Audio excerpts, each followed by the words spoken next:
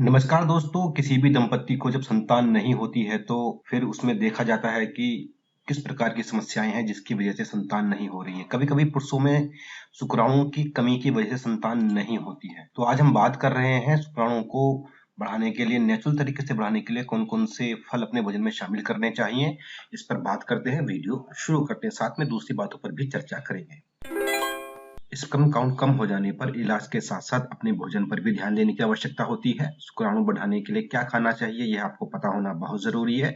आपको सभी पोषक तत्वों से भरपूर भोजन के साथ कुछ फलों का भी सेवन अवश्य करना चाहिए, जो आपकी मदद करेंगे। देखिए, अनार का प्रयोग, केले का प्रयोग, अमरूद का प्रयोग, एवोकाडो का प्रयोग, ब्लूबेरी का प्रयोग आपको करना चाहिए।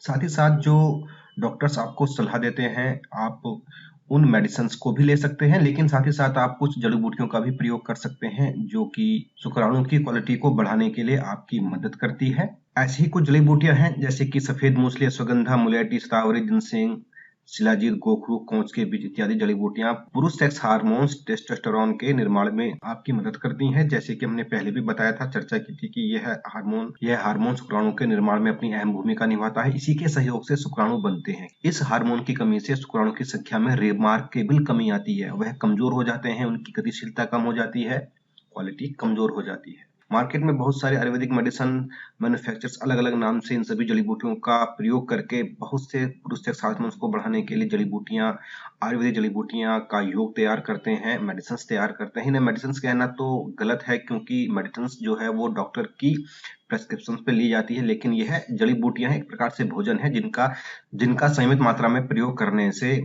शरीर में बहुत ज्यादा ताकत, शक्ति और शुक्राणु की जो कमी है उसमें भी कमी आती है। साथ ही साथ हम बात करेंगे होम्योपैथी को लेकर भी। होम्योपैथी में बहुत सारी ऐसी मेडिसिन है जो आपकी समस्या में काफी कारगर होती है, लेकिन होम्योपैथी मेडिसिन का एक प्रमुख गुण यह है कि यह लक्षणों के आधार पर दवाई देता है। व्यक्ति को एक ही समस्या में अलग अलग प्रकार के लक्षण आते हैं, इसलिए दवाई भी अलग अलग होती है। एक ही प्रकार की समस्या में अलग अलग व्यक्तियों के लिए अलग अलग प्रकार की दवाइयों का प्रावधान होम्योपैथी में है, इसलिए होम्योपैथी मेडिसिन डॉक्टर की सलाह पर ही ली जाती है। नेचुरोपैथी के अंदर आप अपने लाइफस्टाइल को बदलकर अपने भोजन की गुणवत्ता को सुधार कर अपनी इस समस्या को ठीक कर सकते हैं। इसके अंदर आपको अपनी लाइफस्टाइल में भी परिवर्तन करना होगा। सुबह जल्दी उठना होगा, शाम को जल्दी समय से सोना होगा, अर्थात अपनी लाइफस्टाइल को सीमित करना होगा। भोजन भी समय से करना होगा, जो कि बहुत आवश्यक है। साथ ही साथ आप योगा, मेडिटेशन और प्राणायाम जैसी चीजों को अपने जीवन में उतारेंगे तो आपकी जो इनर पावर है वो बढ़ने लगेगी, आपका इम्यून सिस्टम ठीक होने लगेगा। जैसे जैसे आपका इम्यून सिस्टम ठीक होता जाएगा, वैसे वैसे आपके शरीर में जो भी कमी है, यही नहीं कि आपके शरीर में शुक्राणु की कमी है तो वही समस्या ठीक होगी, जो भी कमी है, जिस भी प्रकार की कमी है,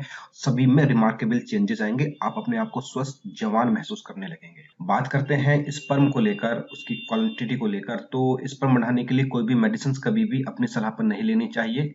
इसके लिए आपको नुकसान हो सकता है। मेडिसिन को लेने से पहले एक्सपर्ट की सलाह अवश्य लें, क्योंकि हर मेडिसिन हर एक व्यक्ति के लिए नहीं होती है।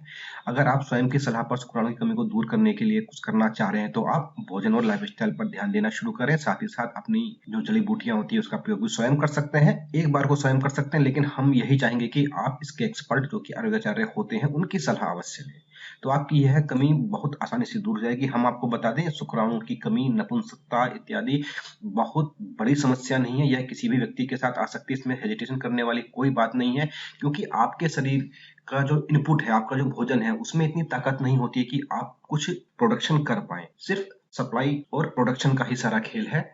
इसमें बहुत सामान्य बात है यह समस्या हो जाना। इसमें बिल्कुल भी घबराने की या चिंता करने वाली बात नहीं है। आप थोड़ा सा अपनी डाइट को संभाल लीजिए, आपकी यह समस्या बड़ी आसानी से दूर हो जाएगी, और यह हर एक के साथ हो जाता है, इसलिए यह कोई बहुत बड़ी चीज नहीं है। अगर आप इसके लिए डॉक्टर से सलाह लेना चाह रहे हैं तो बेझिझक सलाह ले सकते हैं।